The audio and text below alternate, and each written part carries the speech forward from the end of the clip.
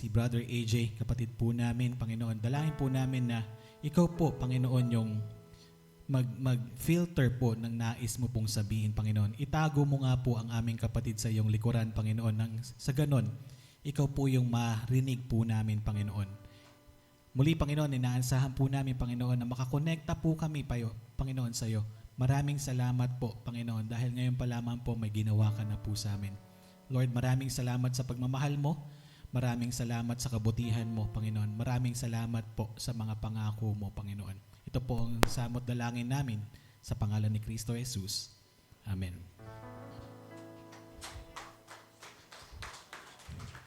Good morning po.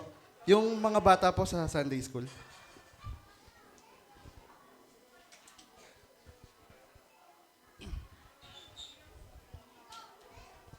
Kamusta po kayo?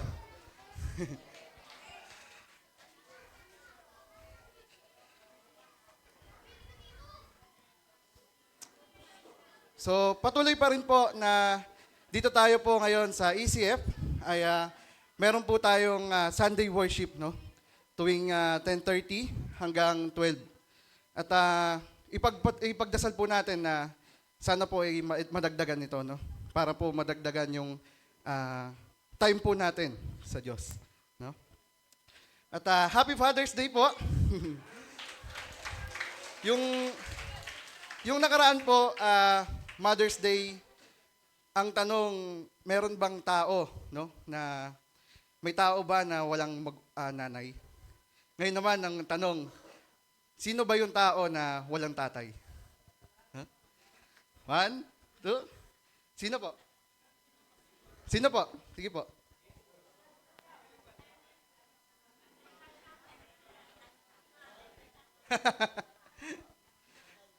So, ang wala pong tatay, sino po? Lahat po ng tao ay may tatay. No? At tayo po ay sa Father's Day po na ito ay i-honor naman po natin yung mga tatay po natin. No? At ako po, alam nyo naman po na ang tatay ko po ay nawala na noong August 2023 po. No? At sa akin po ngayon, ang pinakang tatay ko dito sa atin sa lupa po ay si Pastor. No? Kaya Happy Father's Day po kay Pastor. Lagi po natin nakakalimutan. No? Pero siya yung number 1 na tumutulong po sa atin. No? Lalo na po pagdating sa Panginoon. No? At patuloy pa rin po tayo na dito po sa Book of Acts. No?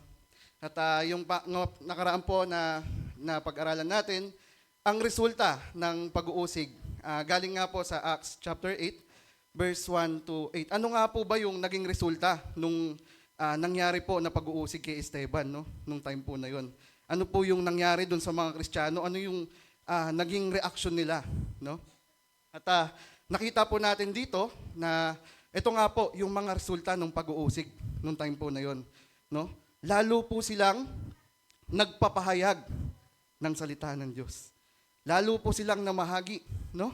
Na sa atin po, sa time po natin ngayon, once na tayo ay inusig, mas madalas po tayo ay di ba, yung parang nasisiraan na lang ng loob, ng hina. Pero itong time po na to, nung napag-aralan po natin nung nakaraan, sa chapter 8, ay sila ay lalong lumakas. No? Lalo pa silang lumakas. Na ito po ay pwede nating gawing example po na makuha po natin. No? Na tayo, kapag tayo po ay inuusig, dapat handa na tayo, ready na tayo. Alam na natin na once po na tayo ay sumunod na sa Kanya, tayo uusigin na ng mga tao. No? Dadami na po yung ating kalaban. No? At ganun na rin po, lalo po silang nagpakalat. No? Dahil nga po sila ay inusig ni Saulo, sila po ay nagkalat. At lalo pong kumalat yung salita ng Diyos, yung katotohanan. No? At ngayon naman po ang ating pag-aaralan, ang pananampalataya na hindi nakakaligtas. No? So meron palang ganun, no? Nananampalataya ka pero maaaring hindi ka pala ligtas. No? Ngayon natin makikita po, dito po manggagaling sa Acts chapter 8 verses 9 to 24. Tayo po tumayo at para magbigay po ng galang sa pagrespeto po sa salita ng Diyos. Verse 9, Dooy may isang lalaki, ang pangalan ay Simon. Noong una, pinapahanga niya ang mga Samaritano sa pamamagitan ng salamangka. Ipinagmamalaki niya na siya'y isang dakilang tao. At pinapakinggan naman siya ng lahat, mula sa pinakamababa hanggang sa pinakamataas sa lipunan. Ang lalaking ito ang kapangyarihan ng Diyos na tinatawag na dakila, sabi nila. Mahabang panahon ding sila'y pinahanga niya sa pamamagitan ng kanyang salamangka, kaya't siya'y patuloy na pinapakinggan nila. Ngunit nang sumampalataya sila ng ipangaral ni Felipe ang magandang balita tungkol sa kaharian ng Diyos at tungkol kay Jesucristo, nagpabautismo ang mga lalaki at babae. Pati si Simon ay sumasampalataya rin at nang mabautismuhan ay patuloy siyang sumama kay Felipe. Humanga si Simon nang makita niya ang mga himala. Nang mabalitaan ng mga apostol sa Jerusalem na tinanggap ng mga Samaritano ang salita ng Diyos, isinugo nila roon sina Pedro at Juan. Pagdating doon, ipinalangin ng dalawang apostol ang mga Samaritano upang sila'y tumanggap din ng Espiritu Santo. Sapagkat hindi pa ito bumababa sa kanino man sa kanila, sila'y nabautismuhan pa lamang sa pangalan ng Panginoong Hesus. Ipinatong ni na Pedro at Juan ang kanilang kamay sa mga Samaritano at tumanggap ng mga ito ng Espiritu Santo. Nakita ni Simon na ang Espiritu'y ipinagkaloob sa pamamagitan ng pagpatong ng kamay ng mga apostol, kaya't inalok niya ng salapi sina Pedro at Juan. Bigyan din ninyo ako ng kapangyarihang ito upang ang sino mang patungan ko ng kamay ay tumanggap ng Espiritu Santo, sabi niya. Sinagot niya siya ni Pedro, Naway mapahamak ka kasama ng iyong salapi, sapagkat inakala mong mabibili ng salapi ang kaloob ng Diyos. Wala kang bahagi ni karapatan sa bagay na ito, sapagkat hindi tama ang iyong puso sa paningin ng Diyos. Pagsisihan mo ang kasamaan mong ito at manalangin ka sa Panginoon na naway patawarin ka niya sa iyong hangarin. Dahil nakikita kong puno ka ng inggit at bilanggo ng kasalanan. Sumagot si Simon, idalangin ninyo ako sa Panginoon para hindi ko sapitin ang alinman sa sinabi ninyo. Tayo po'y manalangin. Ama, muli Panginoon, maraming salamat po sa pribileyo po na ako po'y gamitin nyo. Na kahit hindi po ako ay karapat-dapat, pero kayo po yung nagtalaga po nito. Kaya samahan niyo po kami, Panginoon. Naway kayo po yung mangusap po sa puso't isipan po namin. Kayo po yung magpasok po nito sa amin. Kayo po yung na para po maintindihan po namin kung ano po yung gusto nyong iparating sa araw po na ito. Ama, samahan niyo po kami. Ito po samot na langin namin sa pangalang Panginoong Hesus. Amen. Tayo po ito mo po. So, ito po yung nabasa po natin na meron pong mga bagong character, no? So, yung naalala po natin si Felipe, siya po yung sumunod kay Esteban, no? Yung binanggit po doon na 7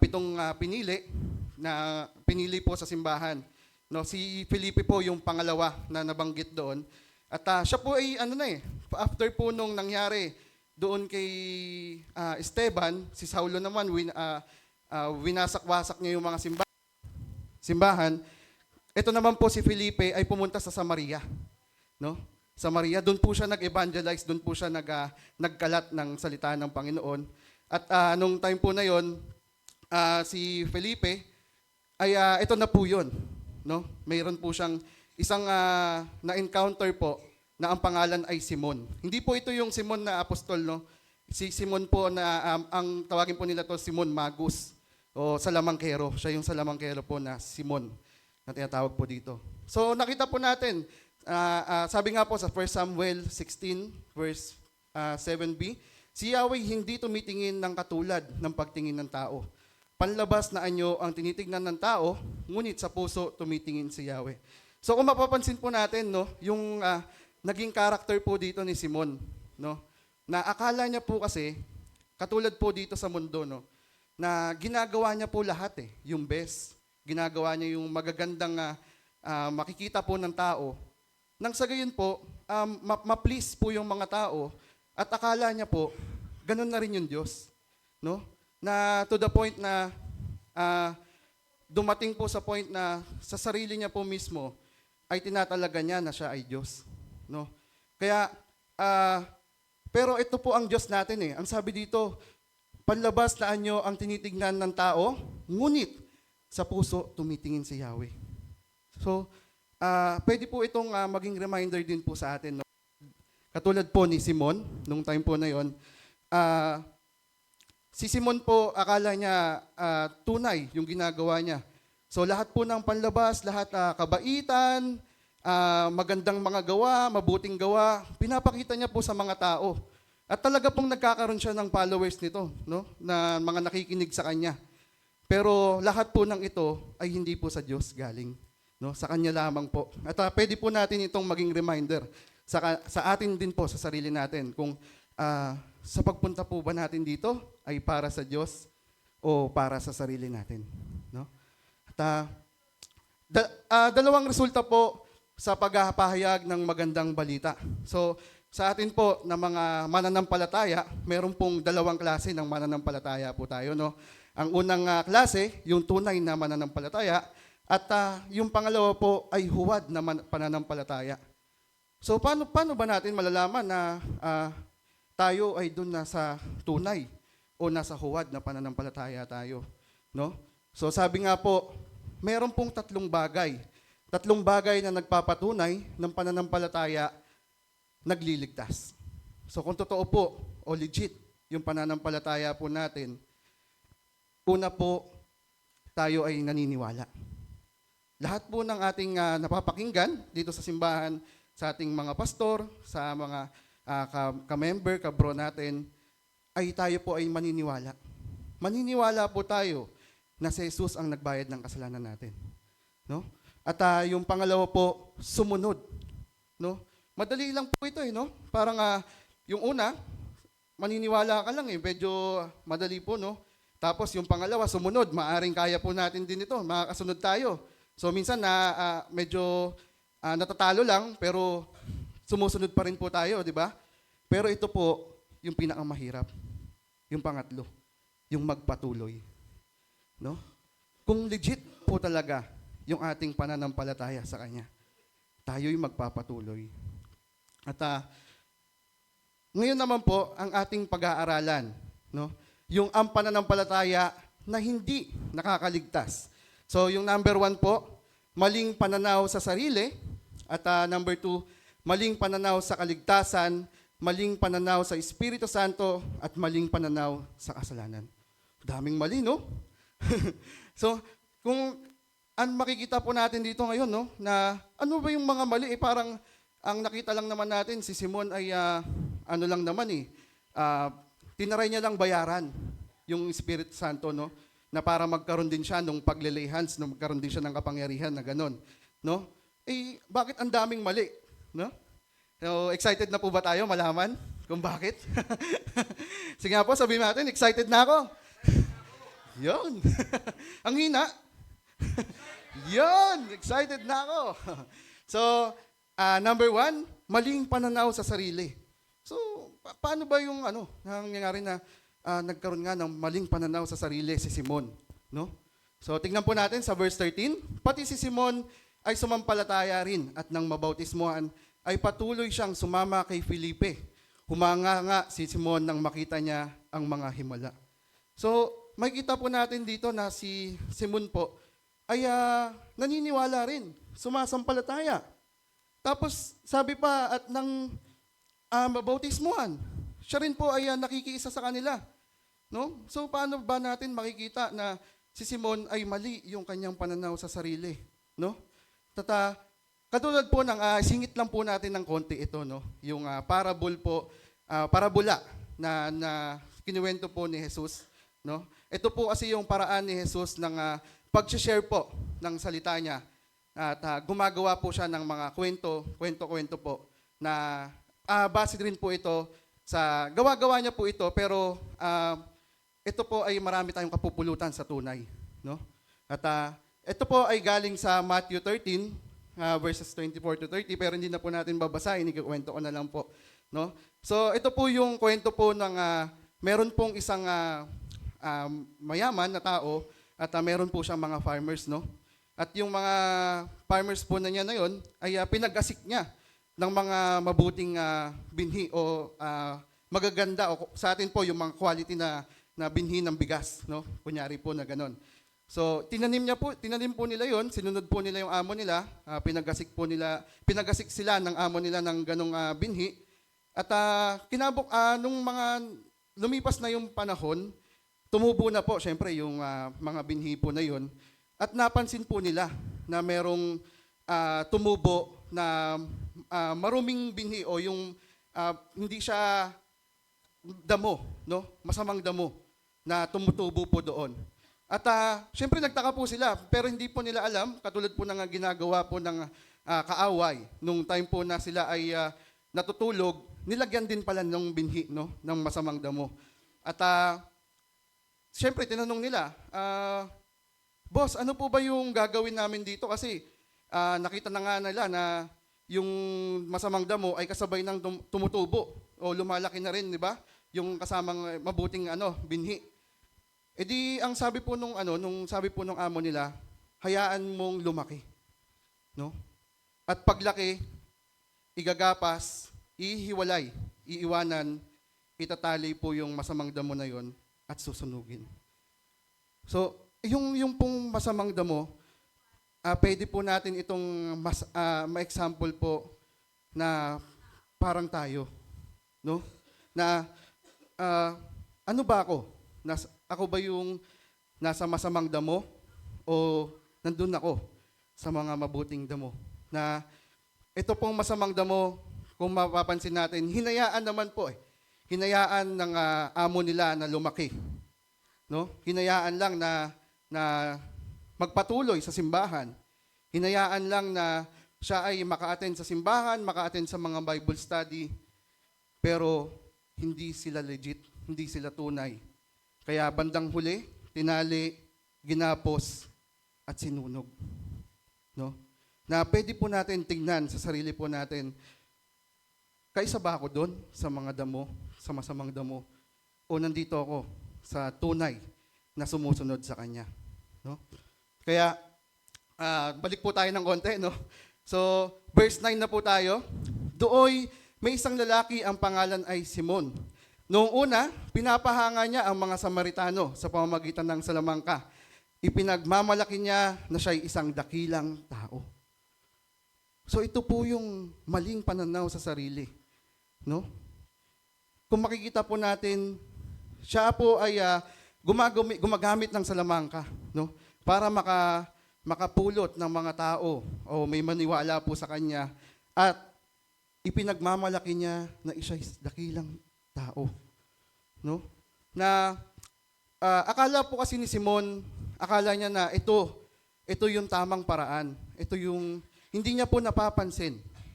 Nandun po siya sa point ng kabulagan na hindi niya napapansin yung ginagawa niya ay wala na. Hindi na sa Diyos. Sa kanya na lang po. Dahil po ito ang ano po ni Simon ay parang people pleaser, no? Gusto niya lagi talaga na ma-please yung mga tao, na makuha yung attention, ma-hook. At katulad nga po nito, nung una ay pinapahanga niya ang mga Samaritano. No? So lagi po yung gusto niyang ganun na siya ay hinahanga, pinupurian ng mga tao. At sabi nga po sa 10, at pinapakinggan naman siya ng lahat mula sa pinakamababa hanggang sa pinakamataas sa lipunan. Ang lalaking ito ang kapangyarihan ng Diyos na tinatawag na dakila, sabi nila. So, itong mga tao po na nakikinig sa kanila, sa makikita po natin, malawak na po yung yung parang network niya. No? Maraming naniwala doon po dahil po sa kanyang ginagawang ganun.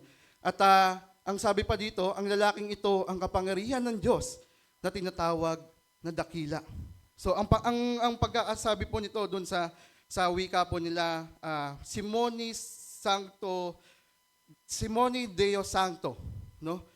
Yun po ang nagkaroon po ng ganong tawag sa kanya na ang ibig sabihin po, Simon, the Holy God.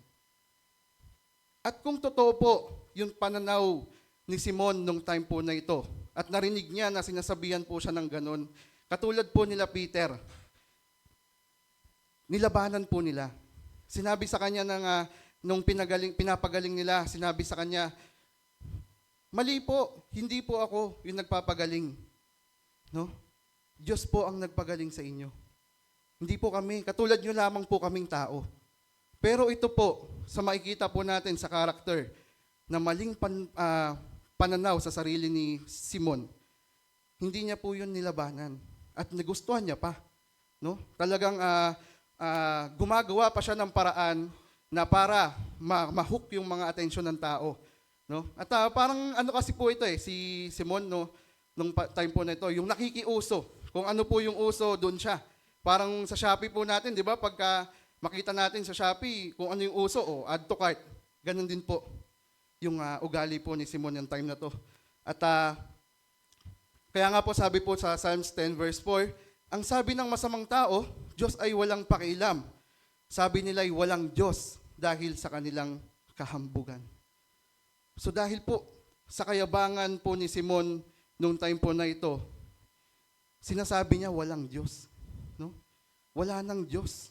Hindi niya na po napapansin. Hindi niya na, wala na sa kanya, na akala ng mga hambog, na akala ng mga taong naniniwala sa sarili, ay wala ng Diyos. No? Yun po ang gawa po ng dyablo sa atin. No? Pag nandun po tayo sa time na tayo po ay naniniwala na lang sa ating mga sarili. Sarili na lang. Akala natin wala ng Diyos. Nakare-relate po kayo doon. No? Na dumadating po yung time na ako na lang yung tao dito, no? Pero may katabi ka pa, no? So, katulad po ng nangyayari po kay Simon, no?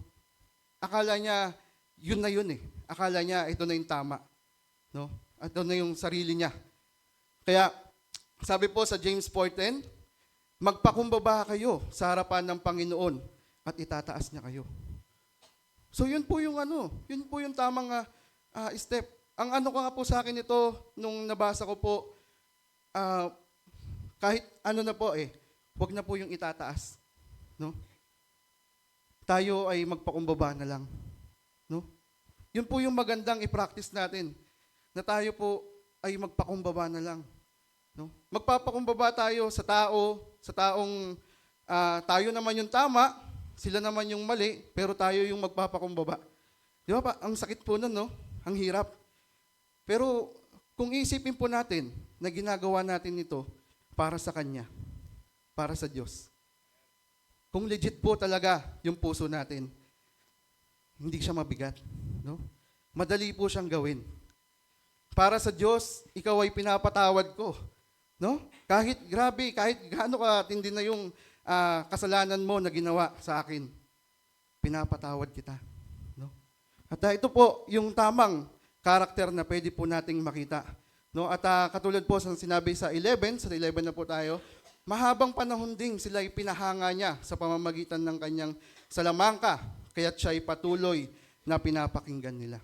So, nakita mo po yung ginagawa po nila Peter ay hindi po siya salamangka no? Kila Peter po ay miracle, no? Healing power. At pero dito po sa kanya pinupuntahan siya ng mga tao, naniniwala sa kanyang mga tao dahil sa kanyang salamangka, no? Ito po yung alam natin sa mga tayo rin po ay dumaan dito, no? Nung mga may nagpapahula, mga ganun po, mga white magic, no? Tawas, mga ganyan po. Nga alam naman natin na hindi naman po tinanggalan ng ang diablo ng kapangyarihan. So pwede po talaga nila tong magawa, no? Kaya po nung time na to, sabi nga po, 'di ba, simula sa pinakamababa hanggang sa pinakamataas na tao naniniwala sa kanya, no? Nakikinig po sa kanya, pinapollow siya nung time po na 'yon. At dito naman makikita po natin yung pangalawa, maling pananaw sa kaligtasan. So yung una po, maling pananaw sa sarili. No? Maling pananaw sa sarili ni Simon na pwede nating pagguwaan ng example na hindi nating gayahin. Ito naman po yung pangalawa, maling pananaw sa kaligtasan. So, doon na po tayo sa 12.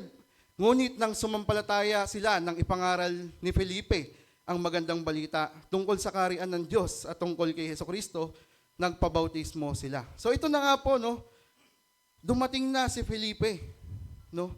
At siya po ay nagsisimula na doon mag-evangelize, ikalat yung salita ng Diyos.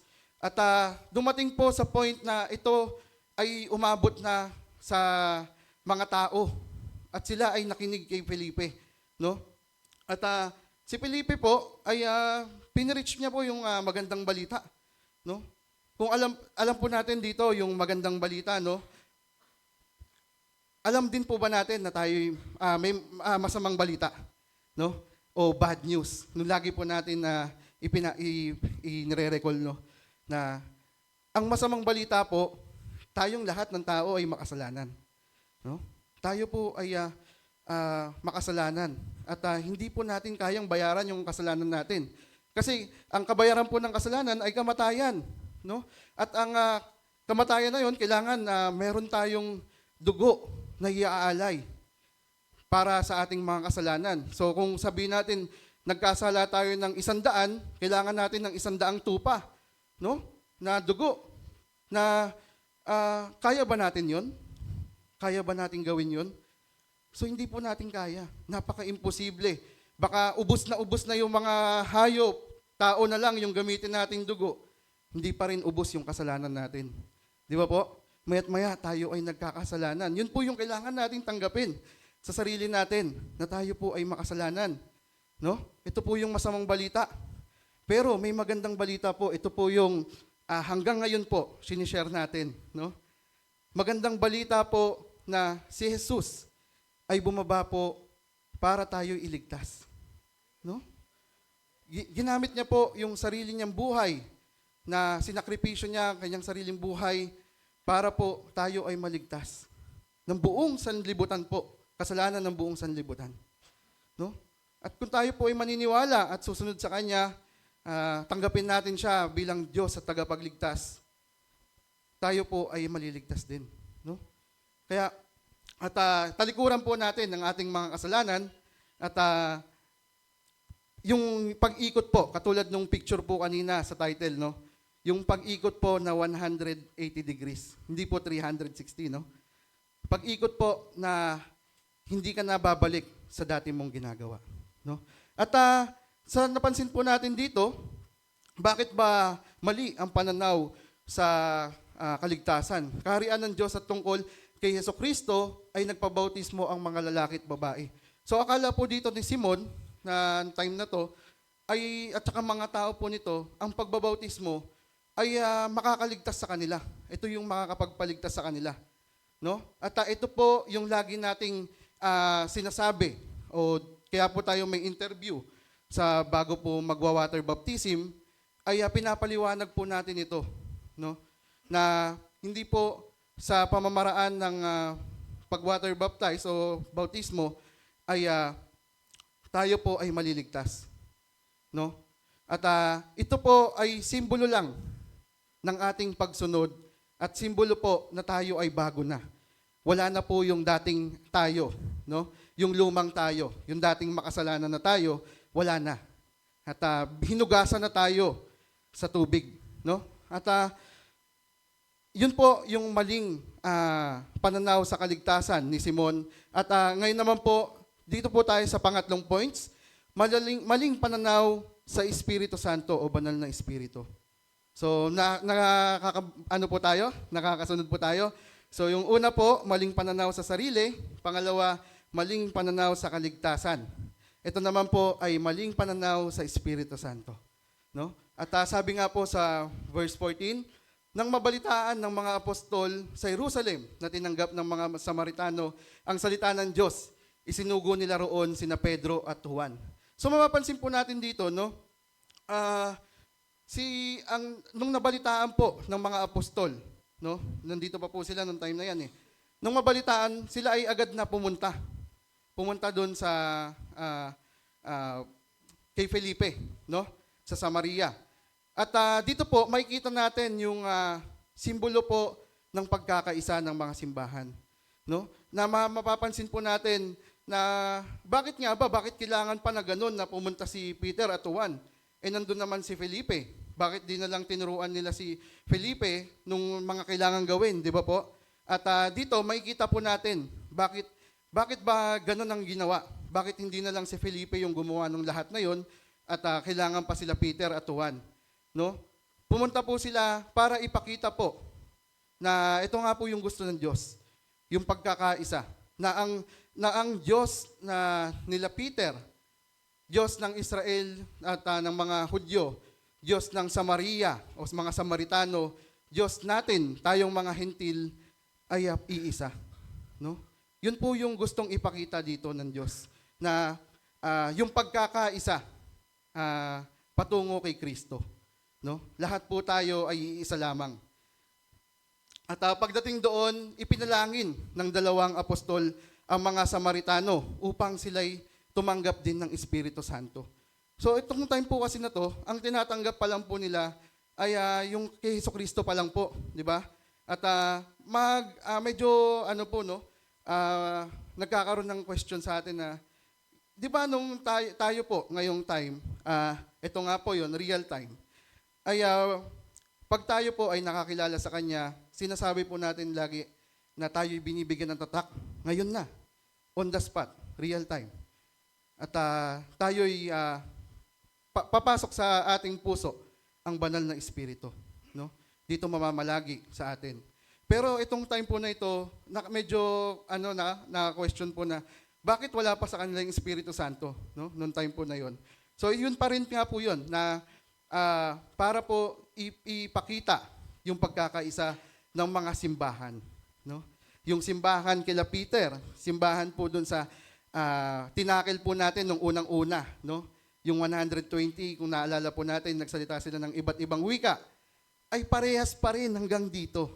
Parehas pa rin. Ito pa rin ang Diyos nila. No? Ito ang pinapakita po dito. At ganun na rin po yung pag-o-honor dun po sa mga apostol. No? Na sila ang talagang mga pinili po. At mga Hudyo. Sila ang pinili. Pero sa awa ng Diyos, umabot sa atin yung kaligtasan na yun. No? Na parang tuwing maalala po natin, tayo ay mahahambol ba? Magpakumbaba. Na salamat po, Panginoon, na umabot po sa amin yung kaligtasan na para lang sana po sa mga Hudyo. No? At kaya nga sinabi po sa 16, sapagkat hindi pa ito bumababa sa kanino man sa kanila. At sila ay nabautismuhan pa lamang sa pangalan ng Panginoong Hesus. Ito nga po yung sinasabi natin kanina. No? Sa pangalan pa lang po ng Panginoong Hesus. At sabi po sa 17, ipinatong ni na Pedro at tuwa ng kanilang kamay sa Samaritano at tumanggap ang mga ito ng Espiritu Santo. Malamang sa malamang po, nakita to ni Simon. No? At di ba, salamangkero siya, magician siya. Malamang sa malamang, nahiwagaan siya, nakita niya. Uy, ayos yun Ibang ibang magic to No? At malamang si Simon, dahil sa kanyang kahambugan, kanyang kayabangan sa sarili, gusto niya rin yun makuha. Gusto niya rin yun makamit. No? At yun nga, nakita niya na tumanggap ito ng mga Espiritu Santo. So makita natin, di ba, yung alam natin yung pag-filled ng Holy Spirit, may pagkakaiba sa mga itsura nila, di ba po? At malamang sa malamang, nakita to ni Simon at gusto niyang gayahin kasi bibili to Bibili to sa mga tao No? Talagang tatangkilikin to dahil makapangyarihan yung ginagawa nila Peter. At tingnan po natin yung naging niya dito, no? Sabi nga po sa 1 Corinthians chapter 12 verse 13, magiging Hudyo o Hentil, alipin man o malaya, tayong lahat ay binautismuhan sa pamamagitan ng iisang Espiritu. Ito po yung sinasabi natin kanina, no? Kahit ano po tayong tao, kahit saan po tayong lupalop ng mundo, kahit saan po tayo galing na lahi, tayo po ay iisa pagdating kay Kristo. No? So ito po yung pinapakita kanina, at upang maging isang katawan, tayo lahat ay pinainom ng iisang Espiritu. Na tayo pong lahat ay naniniwala kay Jesus, no? O kay Kristo. At sabi nga po sa Matthew, ibibigay ko sa iyo ang mga susi ng kaharian ng langit, no? Ito po ay sinabi kay Peter na hanggang ngayon po ang sabi po dito, maaring hanggang ngayon, ito po yung ginagawa natin ng mga simbahan. No? At tayo po yung nagiging susi para sa karian ng langit. No? Sa pagbibigay po natin ng magandang balita, yung katotohanan na binayaran ng Panginoong Hesus ang ating mga kasalanan, ito po yung pinangako kay Peter din, na susi sa mga kaharian ng langit. No? At alam naman natin po kasi si Peter ay talagang kumbaga parang very po siya, aggressive, no? Very active si Peter na apostol, no? At first, sabi nga po sa verse 18, nakita ni Simon na ang Espirito'y ipinagkaloob sa pamamagitan ng pagpatong ng kamay ng mga apostol. Oh, di ba nga po? Malamang sa malamang gusto rin yun ni Simon, no? Kaya inalok niya ng sanapi sina Pedro at Juan. Ito po yung maling pananaw sa Espiritu Santo. Naakala po ni Simon, sa pamamagitan po ng kanyang salapi, ay kaya niya na rin pong gawin yung ginagawa nila Peter. Kaya niya nang makamit yung kapangyarihan nila Peter. No? At maaring si Simon po ganito, no? Pero tayo po, sa sarili natin, ano ba yung dapat mapulot natin dito, no? Si Simon, siya nga yun eh. Siya ganun siya. Pero tayo ba, hindi natin to nagagawa? No? Na akala natin na kakayanin ng pera natin, kakayanin ng sarili natin na tayo ay maligtas. No? Kaya, kung gusto lang natin, kung ayaw natin magsimba, di ayaw, kung gusto lang natin. No? Wala pong pagkakaiba dito yun. At katulad nga po ng sinabi sa 19, bigyan din niyo ako ng kapangyarihang ito upang ang sinumang patungan ko ng kamay ay tumanggap ng Espiritu. Sabi niya. So maling-mali talaga po, no? Maling-mali. At nung time po na ito, ay hindi niya ito makita. Wala talaga. Dahil dun sa kanyang kahambugan, hindi niya makita na maling-mali po ito. No? Gusto niyang bayaran ng salapi yung Diyos na nagme-may-ari kung saan siya nakatapak. No? Gusto niyang bayaran. Samantalang yung mundo, sa Diyos yun eh. No? Anong gagawin ng salapi? Wala pong katumbas na kahit tayo po, wala tayong katumbas kahit gatuldok lang sa Panginoon.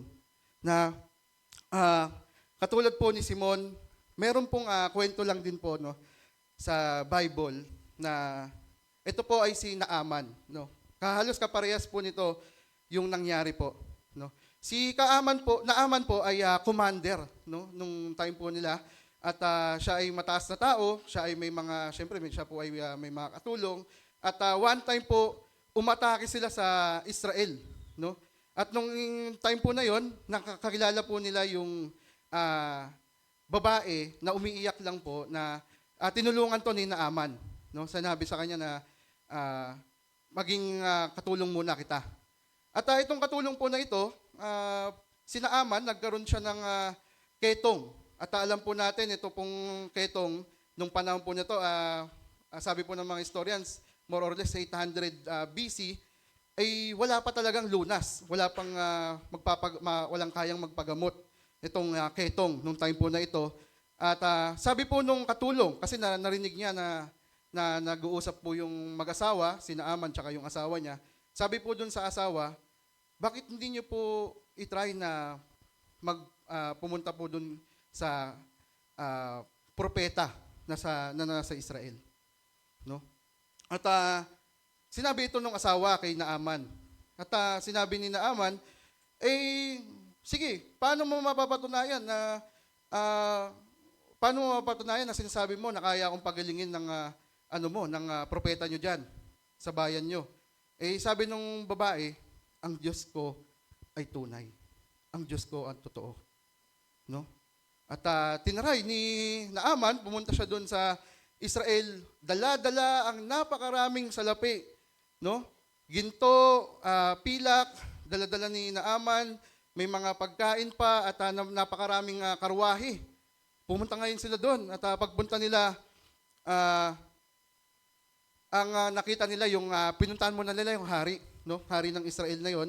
At inoperan nila ng ganon ng pera para syempre makapunta po doon sa propeta ng Israel, no? Kasi at that time po na yon, magkaaway rin tong bansan to eh. Magkaaway po tong dalawang to. So para peaceful nagbigay siya ng peace offering, no? Sa pag-aakala niya na kaya niyang bilhin yung kagalingan niya, no? At dumating na nga po yung time na nagkaroon na siya ng pagkakataon na makalapit doon sa propeta. At yung propeta po, hindi siya nilabas, no? Hindi siya kinausap. At ang kumausap lang yung alalay ng propeta, si propeta Elias po yata yun. Yung alalay po noon ang kumausap sa kanya at sinabi sa kanya na pumunta sa Ilog Jordan at lumublob ng 7 beses. No? At noong time po na yon, ang Ilog Jordan, yun po ang halos parang madumi po na ilog nung time po nila. No? Kasi stagnant siya, hindi siya umaagos na ilog. So nag-stuck po yung dumi sa kanya. Nagalit ito, si Naaman nagalit. Kasi syempre akala niya, ang sabi ni Naaman nun, akala ko pa naman siya ay lalabas at ipapatong niya ang kamay ko. Ipapatong niya ang kamay niya sa akin at tatawagin niya si Yahweh na kanyang Diyos. No? Yun ang akala ni Naaman. So, at kaya ang dala-dala ni Naaman ay napakaraming ginto, pilak. Akala niya kaya niyang bilhin eh. Akala niya ganun-ganun lang eh. Pero sinabi sa kanya, lumublob ng 7 beses. Nung una, ayaw niya pa po eh. Kinausap siya ng kanyang kawal. Sabi sa kanya, ano po yun eh, propeta po yun eh. Kung may papagawa po sa inyo yun, baka mas mahirap pa. Sa inyo, 7 beses na lublob lang eh, sa Ilog Jordan. So, tinry niya. Pang-anim na lublob, tinitignan niya pa. So, pang-7, ayun na. Nawala na po yung ketong niya. No? At yung katigasan po ng ulo natin, na hindi natin, akala po natin nandito yung tamang daan, ito yung tamang way. Akala ni Naaman na babayaran niya lang yung mga propeta, babayaran niya lang yung Israel para siya'y gumaling. Ay hindi po. At libre na ibinibigay ng Diyos yung kaligtasan sa atin. No? Nasa atin na lang po ito kung tatanggapin natin ito. Yung regalo ng Diyos na buhay na walang hanggan. No? Katulad po ni Simon, balik po tayo ng konti dito kay Simon. Katulad po ni Simon, akala niya ay kaya niyang bilhin at gayahin yung kapangyarihan nila Peter. No? At bigyan din ninyo ako ng kapangyarihan ito. Ayan nga po, akala niya kaya niyang bilhin. At sinagot siya ni Pedro, naway, mapapahamak ka kasama ng iyong salapi sapagkat inakala mong mabibili ng salapi ang kaloob ng Diyos. No? Ang kaloob ng Diyos na buhay na walang hanggan. No? Akala ni Simon ay mabibili niya. At sabi dito ni Pedro, naway mapahamak ka. Ito na po yung pangangaral na parang with love. No? Na nire-rebuke na po niya yung ginagawa ni Simon na kasamaan, no? At parang sa atin, 'di ba? Makita natin yung kunyari meron tayong kakilala na gusto nating maayos yung ginagawa niyang masama. 'Di ba minsan parang katigasan ng ulo nito, uy, madapa ka na lang diyan pero may unan. 'Di ba? Na gusto nating matuto, katulad po ni Peter. Gusto niyang matuto si Simon. Pero sinabihan niya ito with love pa rin po, no? At sabi nga sa 21, wala kang bahagi ni karapatan sa bagay na ito, sapagkat hindi tama ang iyong puso sa paningin ng Diyos. So talagang nagalit, no? Nagalit talaga si Peter sa naging reaction ni Simon sa ginagawa nila, no? Na sinasabi to the point na wala wala kang bahagi kahit konti dito sa ginagawa namin. At yun po ang maling pananaw sa Espiritu Santo na akala niya kaya niyang bilhin. At ito naman po sa pang-apat, maling pananaw sa kasalanan. So, sabi nga po sa 22, pagsisihan mo ang kasamaan mong ito at manalangin ka sa Panginoon na naway patawarin ka niya sa iyong hangarin.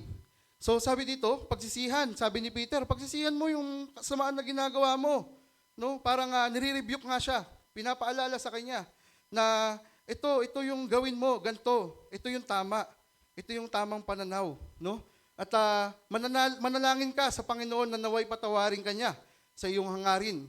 Dahil nakikita kong puno ka ng inggit. Yun nga po, yung inggit na katulad ng kasikatan nila Peter, nila Felipe. Nung time po na yan, naiinggit siya. Kaya gusto niya rin gayahin. No? At bilanggo ng kasalanan.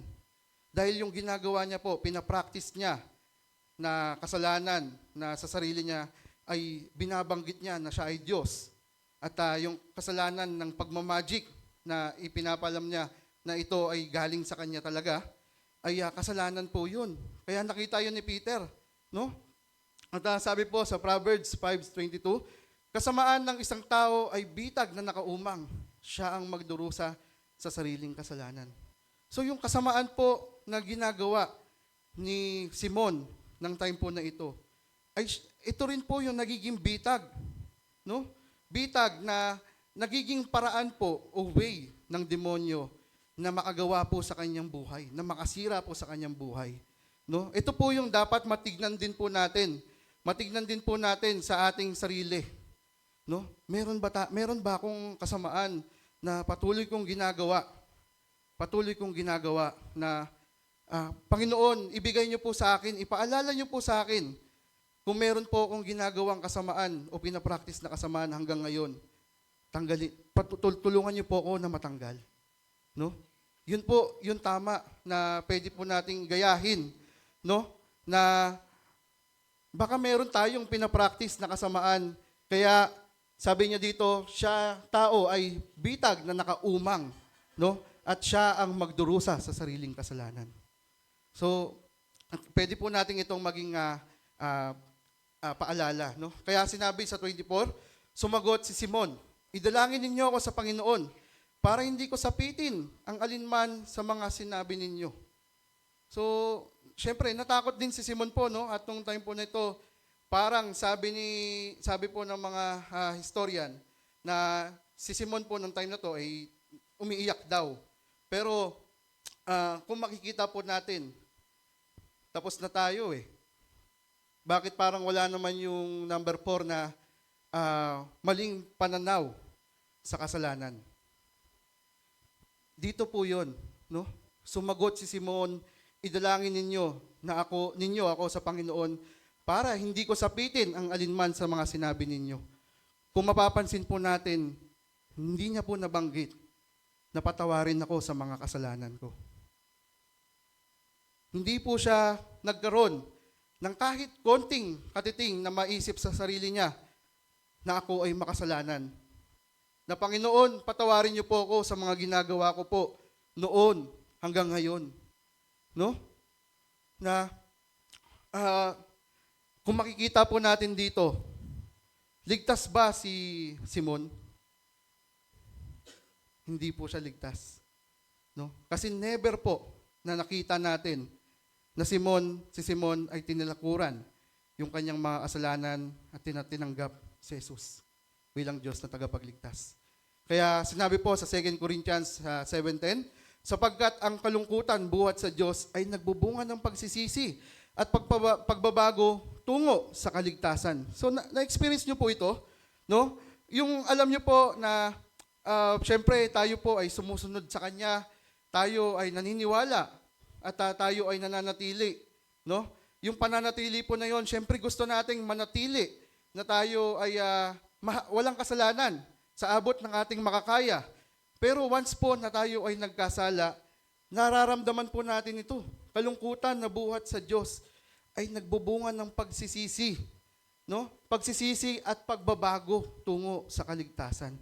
Ito po yung kalungkutan na nanggagaling na po sa Diyos, no? na kapag tayo po, mapapansin po natin sa sarili natin yon na kung tayo po ay tunay na mananampalataya, nagkakaroon po tayo ng ganong kalungkutan. No? Pero ang kalungkutan po dito sa mundo ay humahantong sa kamatayan. No? Na kung tayo po ay tunay na mananampalataya, wala na tayo dito eh. Ito, hindi na natin ito papansinin. No? Ang atin na lang isipin, yung ating kalungkutan buhat sa Diyos. No? Na makakapagpabago sa atin. No? At so ito nga po, yung ating mga napag-aralan sa ngayon, ang pananampalataya na hindi nakakaligtas, na tayo po ay tignan din natin na tayo ba ay nasa tamang pananaw sa sarili? Tayo ba ay nasa tamang pananaw sa kaligtasan? Tayo ba ay nasa tamang pananaw sa Espiritu Santo? O tayo ba ay naniniwala na tayo ay makasalanan? No? At ito po yung pwede nating maging reminder. At tayo po ay tumayo at manalangin.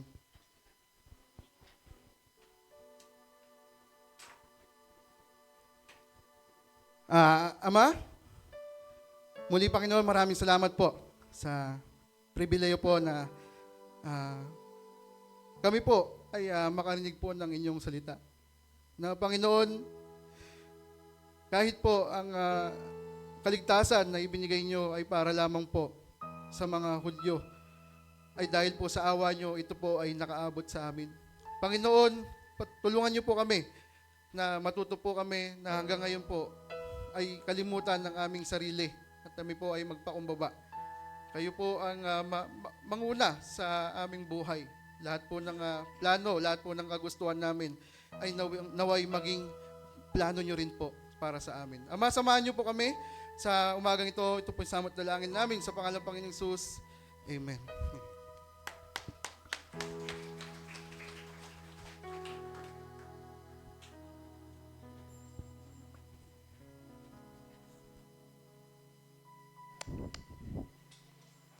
Gising na ba?